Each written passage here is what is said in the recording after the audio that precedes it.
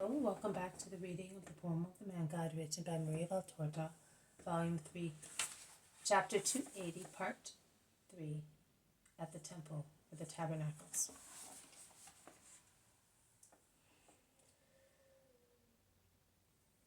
All right, what you say is true, agrees a scribe who has mingled with the crowd. But if we divest ourselves of everything, with what shall we serve you?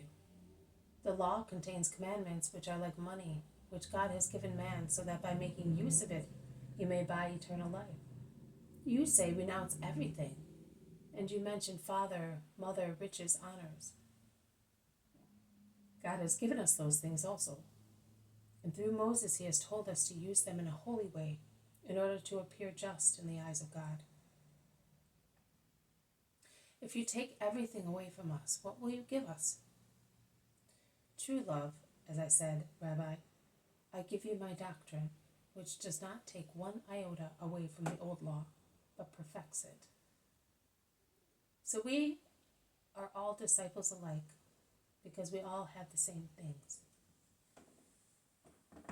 We all have them according to the Mosaic law, but not everybody has them according to the law perfected by me according to love.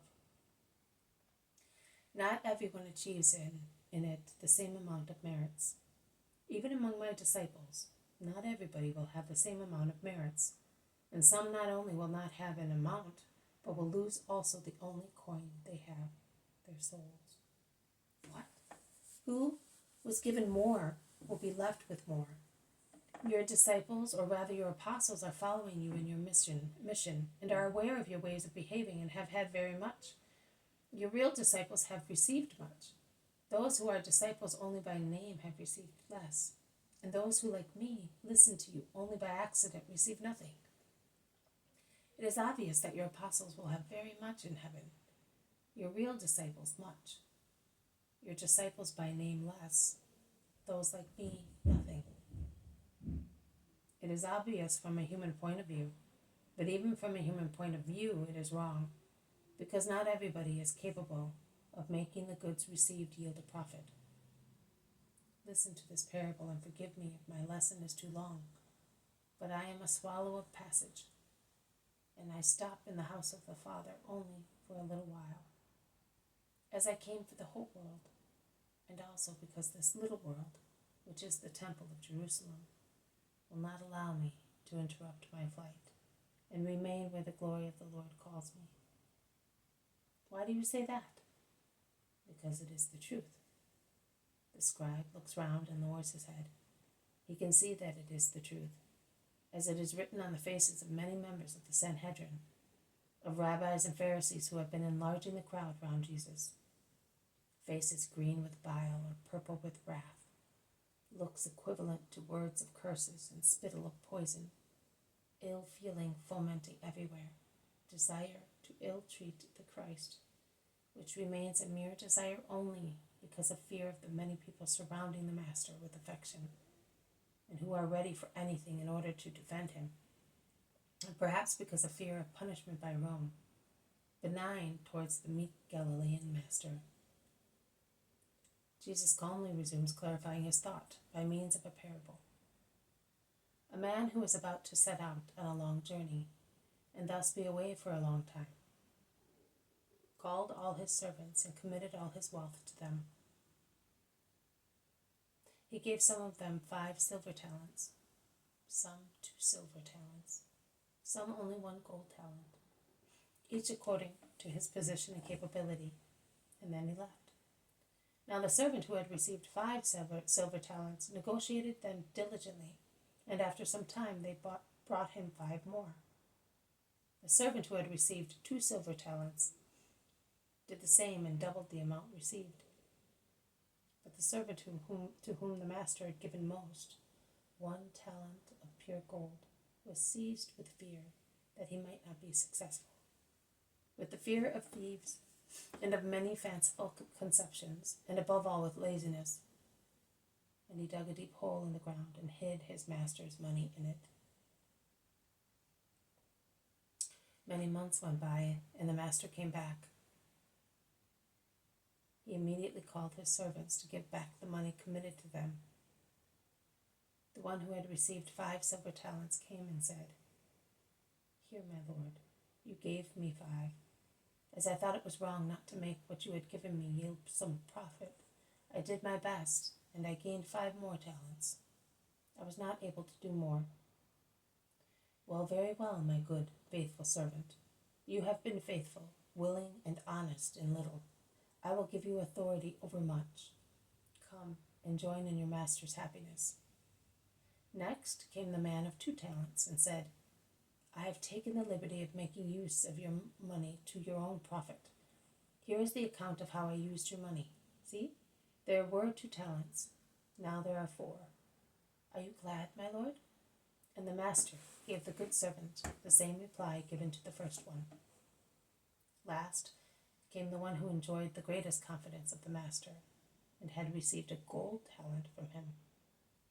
He took it out of the casket and said, You gave me the greatest value, because you know that I am wise and loyal, as I know that you are uncompromising and exacting, and will not tolerate loss of your money.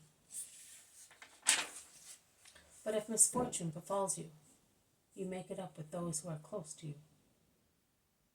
In actual fact, you reap where you have not sown, and you harvest where you have not scattered seed, and you do not remit a penny to your banker or to your steward for any reason whatever. Your money must be as much as you say. Now, as I was afraid of reducing the value of this treasure, I took it and hid it. I trusted nobody, not even myself. I have now dug it up, and I give it back to you. Here is your talent. Oh, unjust, lazy servant! Really, you have not loved me, because you have not known me, and you have not loved my welfare, because you left it inactive. You have betrayed the confidence I had in you, and you belie, accuse, and condemn yourself by yourself. You knew that I reap where I have not sown, and I harvest where I have scattered no seed. Why then did you not ensure that I could reap and harvest? Is that how you come up to my confidence? Is that how you know me? Why did you not take the money to a banker, so that I might draw it on my return with its interest? I diligently instructed you how to do that, and you, silly, lazy servant, took no heed of what I told you. Your talent and everything else will be taken off you and given to the man of the 10 talents. But he already has 10. Well, this man is deprived of it, they objected. And that is right. He who has and works with what he has will be given more and even in excess. But he who has nothing, because he did not want anything, will be deprived also of what was given to him.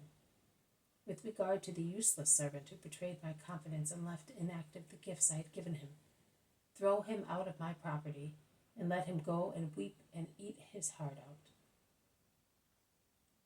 That is the parable. As you see, Rabbi, he who had most was left with less, because he did not deserve to keep the gift of God.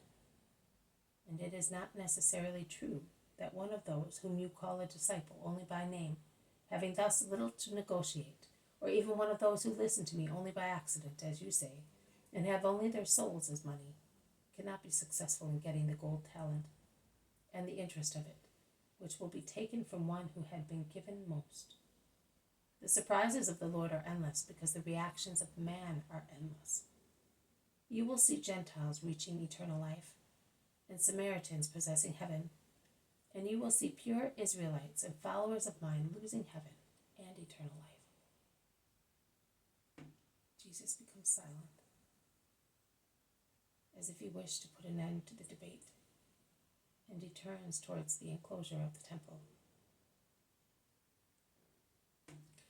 This has been a reading from the poem of the Man God, written by Maria Valtorta, Volume 3, Chapter 280, Part 3, at the Temple for the Tabernacles. Thank you for listening. I will see you tomorrow. May God bless you, and may peace be with you.